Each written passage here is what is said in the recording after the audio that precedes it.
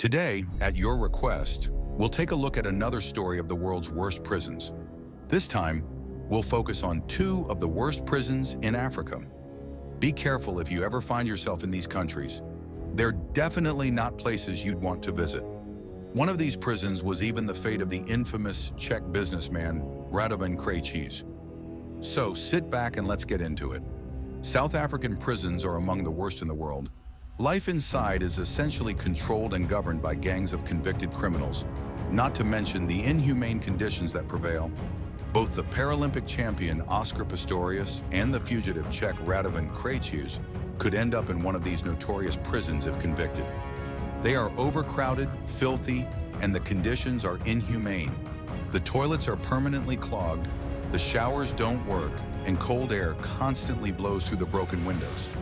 There is simply no respect for human rights, says a 45-year-old man who found himself behind the walls of one of South Africa's worst prisons, Diepkloof in Johannesburg, years ago.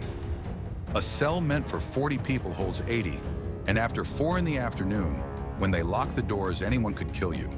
You can scream, shout, but no one will come to help. In each cell, there are always 2 or 3 white men. The rest are black or other Africans. It's the same with the guards. Only about 10% are white, but most of them are corrupt, he adds. Diepkloof is the second worst prison after Cape Town.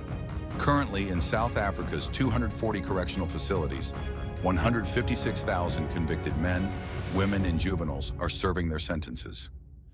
Along with Cape Town, Diepkloof is one of the most feared. The conditions, corruption, drugs that are inside. There are more drugs in the prison than on the streets. They send them from one cell to another using a rope.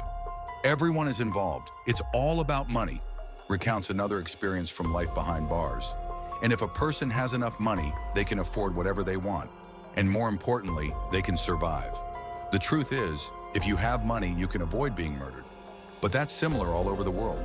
And if someone famous ends up in prison, they need money even more. So I think someone like Radovan Krejčíř would pay for his survival. But many people might still have it out for him, says a former inmate from Diepkloof. Kamiti is another prison where the conditions resemble hell and a bare struggle for survival. Epidemics, moldy food, lack of water, mattresses and clothing, and above all, a severe lack of space. The Nairobi prison, Kamiti, has been overcrowded for decades. Just waiting for trial behind its walls is punishment enough. The construction of the prisons began during the formation of the East African Protectorate, later known as British East Africa. It covered the Great Lakes region, today's Kenya and parts of Uganda, and was intended to protect the sovereign commercial interests of the British Crown. The construction of prisons continued during the existence of the successor colonial entity known as British Kenya. The prison that swallowed the city, that's what they call Kamiti Prison. It was built in 1911, and at the time, it was a truly large-capacity facility. It could accommodate up to 800 prisoners in 3 separate blocks. The prison complex of brick buildings was secured on the sides by 2 rows of wire fences. The area reserved for inmates was directly adjacent to the administrative offices, the court, and the guards' quarters, including their families. Initially, the facility was on the far edge of what was then a small, sleepy town of 8,000 people. However, Nairobi, declared the colony's main center, began to grow rapidly, thanks in part to its connection to the railway. 30 years later, the prison was surrounded by urban development, and today it has practically merged with it. Wandering among the rows of houses, you might unexpectedly find yourself in one of the prison yards, and you probably won't get out. Prison security utterly fails when it comes to preventing people from getting in, but the way back is much harder. The number of prisoners in Nairobi prison reached approximately 3,000 in 2003, but the word approximately primarily conceals the fact that even the guards and prison administration don't know how many people are actually inside. The number 3,000 has remained practically unchanged for 2 decades, despite the increasing influx of prisoners. The catastrophic nature of the situation is underscored by the fact that less than 10 kilometers away is the headquarters of the UN Human Rights Protection Center, and less than 20 kilometers away is Kibera, Africa's largest slum.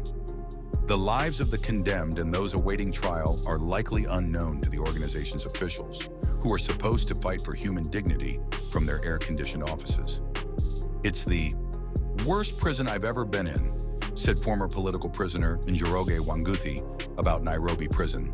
And he had plenty to compare it to, as he had survived 8 Kenyan prisons. "It's a totally overcrowded place.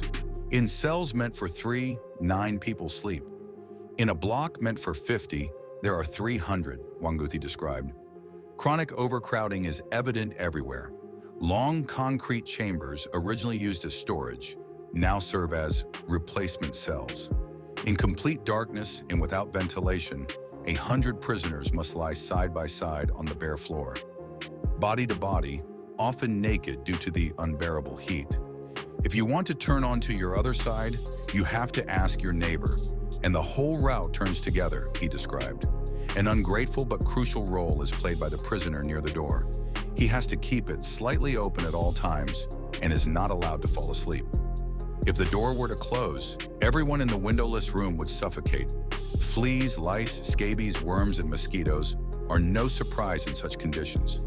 The toilets, or rather the lack of them, are worse.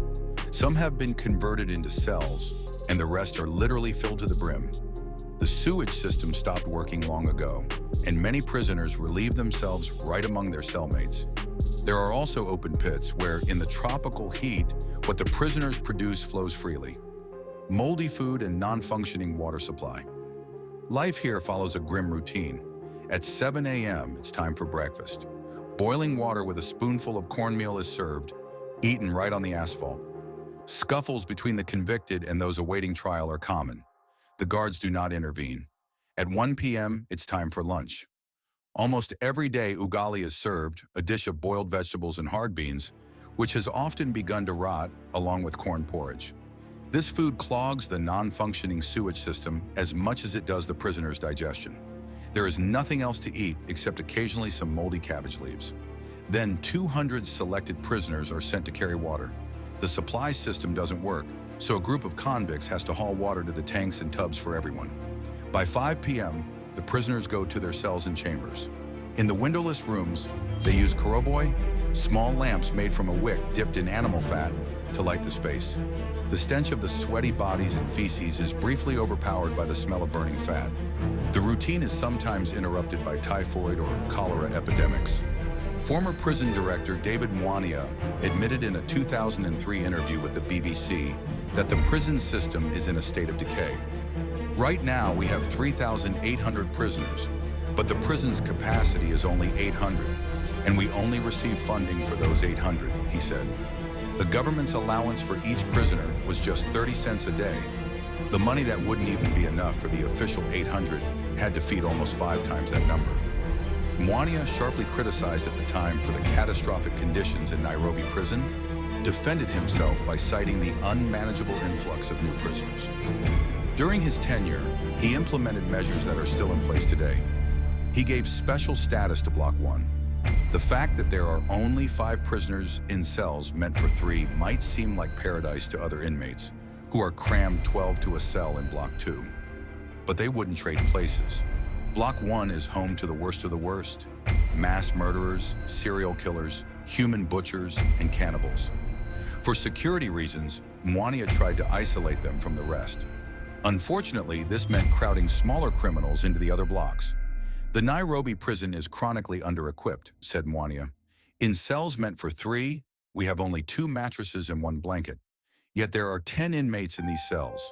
Another unpopular measure is that food is only given to clothed prisoners. But not all inmates have a prison uniform or any clothing at all. Those without are condemned to starvation or begging, or killing for clothes. On average, there are up to 3 deaths a day here. Proportionally, they include murders by fellow inmates, victims of gang rapes, and people who die from diseases and infections. Identifying the dead is a problem, as many of the deceased are unknown, and it's unclear why they were even there. The administration fails in every respect." Mwania also introduced another measure, creating a small, partially covered courtyard between the prison buildings. This is where colored inmates, whites and Asians, are placed. Their life expectancy among the general population would barely reach a few minutes. And unlike the nameless prisoners inside Nairobi prison's blocks, someone might still be looking for men of non-African descent. Chinese ivory traffickers or Europeans smuggling drugs don't usually stay here long. The corruption and bribery of the prison service at Nairobi prison is notorious.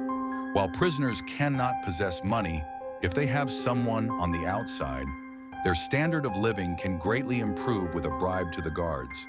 For the right price, you can buy anything, even freedom.